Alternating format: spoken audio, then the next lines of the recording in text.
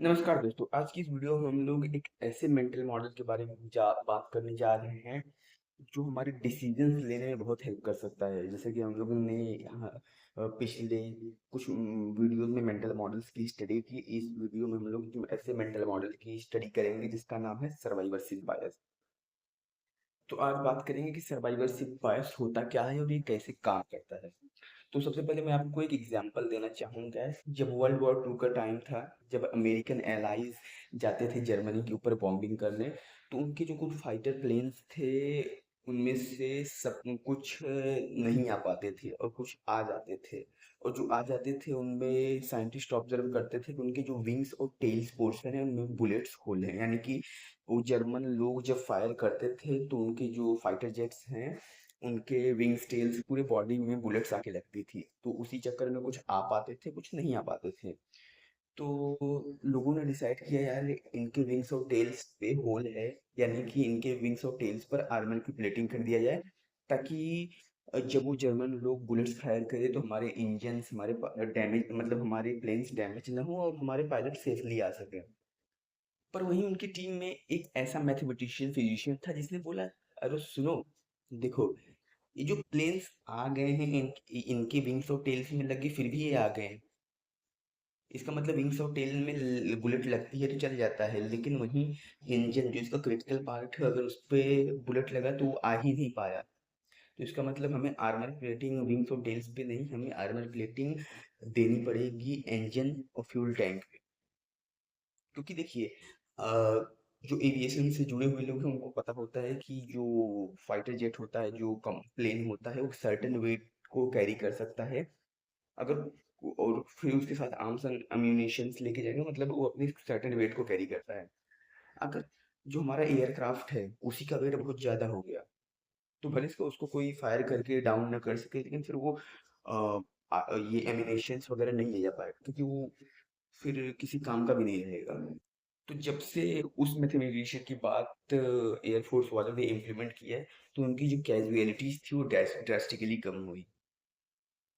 जब भी आप कमर्शियल या स्टॉक मार्केट में इन्वेस्ट करते हैं तो आप लोग देखते हैं कि यार उसने कमर्शियल लिया था, उसका बहुत चल गया, उसको बहुत रेंट आया, उसका बहुत चल रहा है। और सेम एज स्टॉक्स में, अरे उसने इस कंपनी का स्टॉक लिया था, उसने ऐसा स्टॉक लिया था, उसका बहुत चल गया।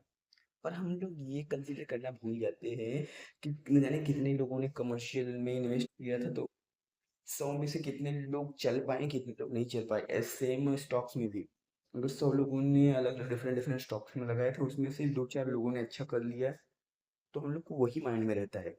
मतलब जो सर्वाइवर्स बच गए हैं, जो कमर्शियल में अच्छा कर गए, हम लोग को वही दिखाई देता है। जो स्टॉक्स अच्छा कर गए हमें वही दिखाई देता है, लेकिन उसके पीछे जो जितने लोग बर्बाद हो गए हैं, तबाह हो गए हैं, वो हमें नहीं दिखाई देता है।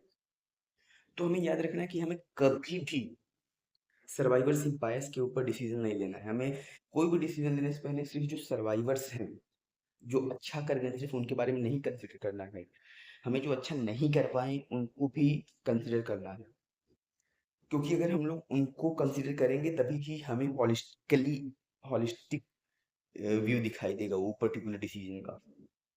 देखो, मैं आपको और एक एग्जांपल से बताना चाहूंगा। देखिए, एक आदमी है जो अपनी लाइफ को हमेशा एज पे जीता है। वो बहुत ही ज्यादा दारू पीता है, फास्ट फूड खाता है, अल्कोहल ये सब दुनियादारी करता है, पर फिर भी वो काफी लंबा जी गया। तो फिर लोग ऐसा सोचने लगते हैं कि दारू पीने, फास्ट फूड खाने, वर्कआउट न करने से लोग इंसान जीते हैं, जब लोगों को मना किया जाता है। तो लोग ये सोचना भूल जाते हैं कि यार वो 1% था जो जी गया, लेकिन वो जो 100 में से 98% पीपल्स थे जो डाई हो गए अर्ली, उनकी बात नहीं करता कोई। और same is vice versa is also true. एक इंसान था जो हेल्दी डाइट फॉलो करता था, वर्कआउट करता था, लेकिन वो थोड़ी यंग एज में मर गया किसी भी रीजन की वजह से। तो लोग बोलते हैं यार इतना डाइट इतना हेल्दी रहने के बावजूद भी वो मर गया। पर लोग ये नहीं सोचते कि यार हो सकता है उसकी लाइफ में उसकी वाइफ ने बहुत चरस वो रखी हो। तो जो सर्वाइवर्स बच जाते हैं सिर्फ उनके बेसिस पे हमें डिसीजन नहीं लेना है। तो याद रखिए, एक अच्छा डिसीजन लेने के लिए हमें सिर्फ सर्वाइवर्स को नहीं कंसिडर करना है, हमें ओवरऑल देखना है कि कितने लोगों ने पार्ट लिया था, कितने लोग सर्वाइव कर पाए, कितने लोग नहीं कर पाए। जो रेस्टोरेंट्स बंद हो गए, हम लोग मार्केट में जाते हैं, देखते हैं कि रेस्टोरेंट्स हैं, वो बहुत चल रहे हैं, तो उसके बेसिस हम लोग सोचते हैं यार कि रेस्टोरेंट बिजनेस में बहुत पैसा है। लेकिन फिर हम लोग ये कंसिडर नहीं करते हैं कि जो 1-2 साल पहले रेस्टोरेंट्स चालू हुए थे, जो बंद हो गए, जो पिट हो गए, जो कंगाल लोग उसके बारे में नहीं देखते हैं। उम्मीद करता हूँ कि आपको ये वीडियो अच्छा लगा होगा। मिलते हैं किसी नेक्स्ट वीडियो में एक नए टॉपिक को लेके। तब तक के लिए टाटा बाय बाय, जय हिंद।